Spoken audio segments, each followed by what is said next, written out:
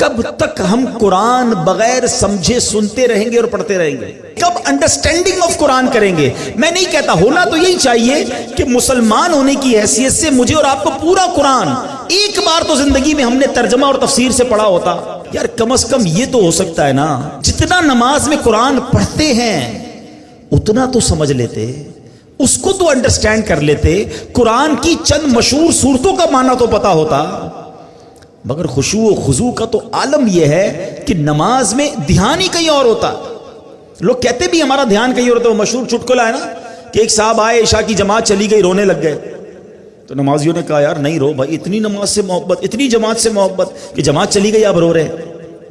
کہتے یار بات یہ نہیں ہے، مسئلہ یہ کہ روز دکان بند کر کے عشاء کی جماعت میں آتا تھا، امام صاحب 4 رکعت پڑھاتے تھے، میں پورا حساب ملا لیتا تھا، اب جماعت تو چلی گئی، اب حساب کب ملاؤں گا اور نماز کب پڑھوں گا؟ ایکچولی نماز کیا ہے؟ اللہ کی بارگاہ میں حاضری ہے۔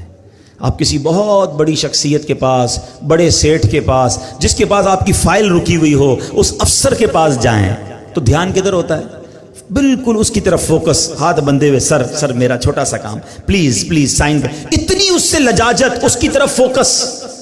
اور خدائے احکم الحاکمین کے دربار میں آنا ہے، دھیان کہیں اور ہے، سوچ کہیں اور ہے۔ خود سوچو، شرم آنی چاہیے۔ جس کا نماز میں دھیان کہیں اور ہوتا ہے اس کو خود ہی اپنے آپ سے شرم آنی چاہیے، اور یہ شرم ہی، یہ گلٹی ہی تمہیں دھیان دلا دے گی، تمہیں خشوع دلا دے گی۔ اور دوسری بات کہ آپ ایٹ لیسٹ کم از کم 30واں پارہ ترجمہ تفسیر سے 2-3 بار پڑھ لیں، جب پتہ چلے گا نا کہ آپ بات کیا کر رہے ہو۔ الحمدللہ رب العالمین الرحمن الرحیم مالک یوم الدین۔ اب آپ قرآن کے ساتھ ہوں گے، نور کے دریا میں تیر رہے ہوں گے، رحمان کی بات ہو رہی ہے، رحیم کی بات ہو رہی ہے، اب اللہ سے التجا ہو رہی ہے، ایاک نعبد و ایاک نستعین، اے اللہ ہم تیری ہی عبادت کرتے ہیں، تجھی سے مدد چاہتے ہیں، اب آگے چلیں گے، اے اللہ اس راستے پر چلا دے جو تیرے پسندیدہ بندوں کا راستہ ہے، اس راستے سے بچا لے جو تیرے غضب والوں کا راستہ ہے۔ اب جناب رحمت کی آیتیں آئیں گی، دل جھومنے لگے گا، عذاب کی آیتیں آئیں گی، آنسو بہنے لگیں گے۔ واللہ میری بات کو سمجھ لو، جس کو قرآن سمجھ آنے لگ گیا نا،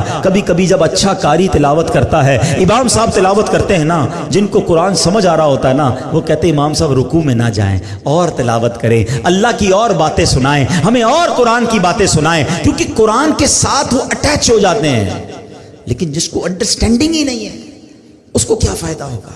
پلیز قرآن سے ایسی دوستی کرو۔ اور میں آپ کو کوئی بہت بڑا کام نہیں بتا رہا، کم از کم 30واں پارہ ترجمہ تفسیر، اب تو صراط الجنان آ گئی ہے، حاصل کر لے، پڑھ لیں، آپ کی زندگی بدل جائے گی۔ واللہ جس کو نماز سمجھ آنے لگ جائے گی اس کو نماز کا مزہ ہی اور آتا ہے۔ سبحان ربی العظیم جب وہ کہتا ہے اور وہ سمجھتا ہے کہ میں عظیم رب کی تعریف کر رہا ہوں، تو بعض اوقات تو آنکھوں سے آنسو نکلتے ہیں۔ سجدے میں جا کر سر جھکا کر سبحان ربی العالی جب دل کی گہرائیوں سے بندہ ادا کرتا ہے تو اللہ کو گویا یہ کہہ رہا ہوتا ہے، اے اللہ سر بھی تیرے دربار میں جھکا دیا، اب میں نے سب کچھ تیرے دربار میں جھکا دیا ہے، اپنا سراپا تیرے بارگاہ میں جھکا دیا ہے، اے اعلیٰ رب، اے مالک، اے خالق، اے سب سے بڑے مولا، اب مجھ پر نگاہ رحمت فرما دے۔ پھر بندہ اس کیفیت سے نماز پڑھتا ہے۔ تو اگر نماز کا لطف لینا چاہتے ہو تو نماز کو سیکھیں، نماز کو انڈرسٹینڈ کریں، نماز کے